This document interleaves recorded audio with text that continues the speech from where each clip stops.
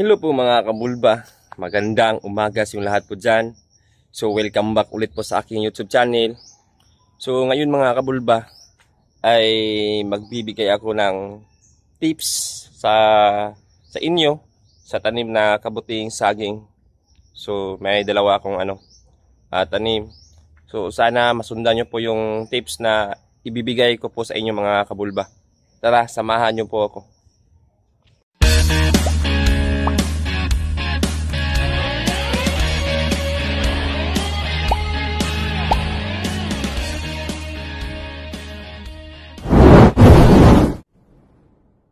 Sa pagtatanim ng kabuting saging mga kabulba, dapat alam nyo po ang kiliti ng inyong binhi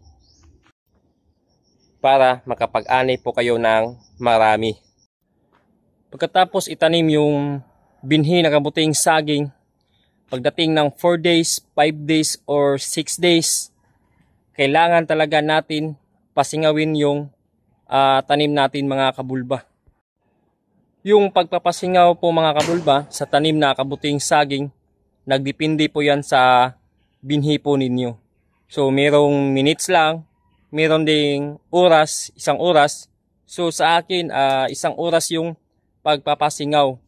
So pagdating ng 5 days, papasingawin ko po ito ng 1 hour po mga kabulba.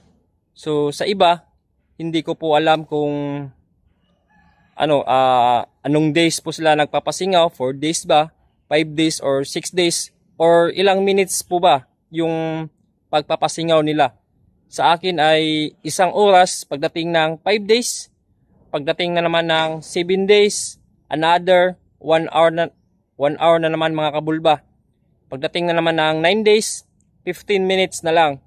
So, kailangan talaga pasingawin yung tanim na kabuting saging para mag-change air po siya sa loob dahil sobrang init po yung bid natin mga kabulba.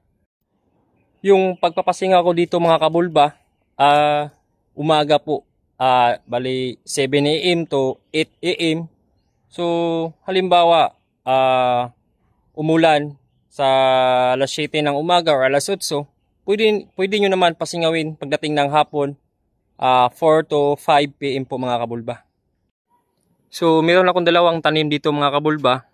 Itong isa, itong may dahon ng niyog, 5 days po ito. Itong isa 3 days. So, bali ito, pinasingaw namin kanina ng umaga. So, 5 days po ito ngayon. Ito yung amag niya. So, bali nakahang pala yung plastic nito mga kabulba dahil 4 na araw na dito umuulan. So, katulad ngayon, umaambon na naman, nag-iba na yung langit, so parang uulan na naman.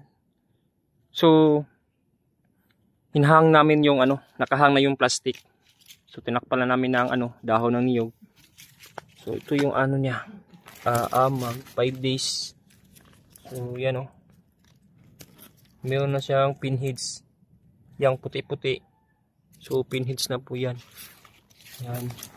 Pag hindi ka talaga marunong ito sa pag hindi ka marunong talaga sa tanim na kabuting saging, failure talaga yung tanim mo. Dapat alam mo yung kiliti ng binhi na ginagamit mo. So dapat pag binili niyo yung binhi, dapat maghingi ka talaga ng advice sa seller or kung saan nyo po binili yung binhi, para hindi kayo ma-failure mga kabulba. So yan po yung advice ko. So hindi pwede na pag tinanim nyo, okay na po yan, wala na po kayong gagawin. So hindi po yun pwede mga kabulba. Dapat alamin ninyo kung ano pa ba yung gagawin ninyo para mabuhay talaga yung amag niya, yung pinheads niya. So ganun. Yan. Ito 5 days po ito ngayon. Pinasingaw namin kanina ng 1 oras. So pagdating na naman ng nito, 7 days, papasingawin naman namin ulit ng 1 oras. So bali nakahang yung plastic. Yan para kasi palagi umuulan dito para ma-maintain yung niya, para hindi siya masyadong sa loob. Ma-over moist para makasingaw siya, kasi pag palaging umuulan tapos yung plastic nakababa, so hindi talaga lumalabas yung niya, moist. So lalo po siyang mababasa. So yun yung ginagawa namin. Pag hindi mo talaga alam yung gagawin sa kabuting saging sa tanim mo, failure ka talaga mga kabulba. So need talaga pasingawin natin yung yung tanim, kahit 15 minutes or 20 minutes lang or 30 minutes. Pag hindi nyo kabisado yung binhi na binili ninyo, walang advice sa sealer, so pwede nyo naman pasingawin ng 15 to 30 minutes, ganun. So nakahang yung plastic, 5 days pa lang. Yan kasi palaging umuulan dito, 4 na araw na. So ngayon, umaambon na naman yung langit. Nangingitim na naman, parang uulan na. So 5 days pa lang to. Kadalasan inaangat namin yung plastic 8 days or 9 days. So dahil 4 na araw na umuulan, so tinaas na namin yung plastic mga kabulba. So yun.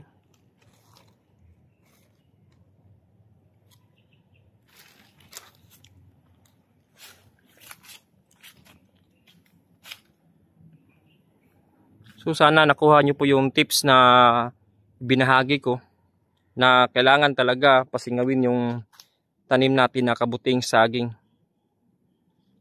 para lalong mag-active yung amag. Kasi sobrang init sa loob, hindi siya hindi ma-pursa yung yung amag niya. Tinakpan lang ng dahon ng niyog dahil kanina sobrang init, natamaan ng init. So ngayon